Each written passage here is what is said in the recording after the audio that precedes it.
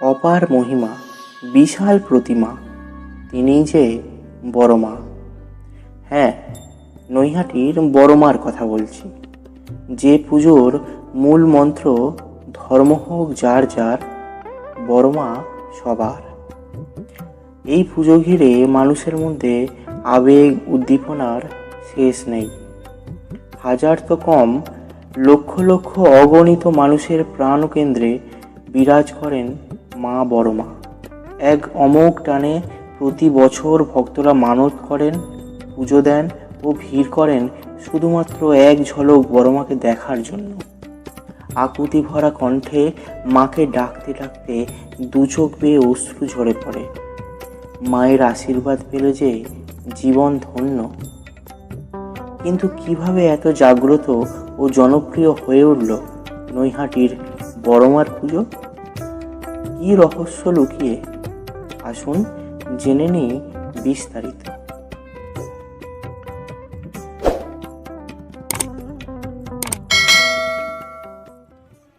বাংলায় বিখ্যাত ও জাগ্রত দেবদেবীদের মধ্যে অন্যতম মা কালী তথা বড় মা। বড় মার মূর্তি আকারে ও উচ্চতায় বিরাট, প্রায় 11 ফুটের কাছাকাছি উচ্চতা, প্রায় ধরুন 14 হাত উঁচু একটি কালী মূর্তি। এই কারণে এই দেবীকে বড় মা বলে ডাকেন সকলে। কথিত আছে, বড় মার কাছে কিছু চাইলে মা খালি হাতে কখনো ফেরান না। প্রচুর মানুষ এখানে আসেন পুজো দিতে, তাদের মনস্কামনা পূরণের জন্য। মনস্কামনা পূরণ হলে মাকে গয়না দেওয়ার চল রয়েছে প্রতি বছর। তাই এই দিনে মায়ের পুজোয় মাকে অনেকেই অলংকার গড়িয়ে দেন। কালী পুজোর সকাল থেকেই এই ঐতিহ্যবাহী পুজোয় হাজার হাজার মানুষের ঢল নামে। অনেকে মনোবাসনা পূরণ করার জন্য গঙ্গা স্নান করে মণ্ডপে দণ্ডি কাটেন। তবে এই পুজো আগে এত জনপ্রিয় ছিল না। রাস্তার ধারে রক্ষাকালী মূর্তিকেই পুজো করতেন একদল যুবক। আজ সেই পুজো 100 বছর পার। আজ থেকে প্রায় 100 বছর আগে ভবেশ চক্রবর্তী ও তার 4 বন্ধু মিলে নবদ্বীপে ভাঙা রাস দেখতে যান। সেখানে গিয়ে বড় বড় মূর্তি দেখে চোখ ওঠে কপালে।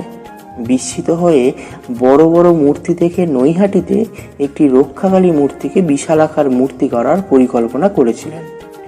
কথিত আছে, এই পুজো ভবেশ চক্রবর্তী স্থাপন করেছিলেন, তাই এই দেবীকে ভবেশকালীও বলা হয়। প্রাচীন রীতিনীতি মেনেই অত্যন্ত জাগ্রত নৈহাটির বড় মা কালীর কাঠামো পুজো হয়ে থাকে কোজাগরী লক্ষ্মী পুজোর দিন।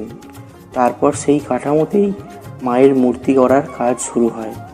বৈষ্ণব মতে দক্ষিণাকালী রূপে পূজিতা হন বড় মা, তাই কোনো রকম বলিদানের প্রচলন নেই এই পুজোয়। স্থানীয়দের বিশ্বাস, বড় মা খুবই জাগ্রত। মায়ের কাছে কোনো কিছু চাইলে ভক্তের মনস্কামনা পূর্ণ হয়। তাই মায়ের আশীর্বাদ পেয়ে ভক্তরাও মুক্ত হস্তে অনুদান দেন। বর্তমানে মায়ের স্থায়ী মন্দির নির্মাণ করা হয়েছে। প্রতিষ্ঠা হয়েছে কষ্টি পাথরের মূর্তি। তবে এই পুজো সার্বজনীন হলেও কারো কাছ থেকে কখনো চাঁদা বা দক্ষিণা নেওয়া হয় না। দেবীর গায়ের গয়না থেকে শুরু করে ভোগ, পুজোর সামগ্রী, পুজোর সমস্ত খরচ করে থাকেন সাধারণ ভক্তরা। কালী পুজোর দিন প্রায় 2000 কেজির খিচুড়ি এবং পোলাও ভোগ রান্না করা হয় বড় মার রন্ধনশালায়। পূজা চলে সারা রাত ধরে লক্ষ মানুষের সামনে। নৈহাটি তো বটেই, এমনকি রাজ্যের বিভিন্ন প্রান্ত থেকে বহু ভক্তরা বড় মার টানে কালী পুজোর দিন নৈহাটিতে ছুটে আসেন।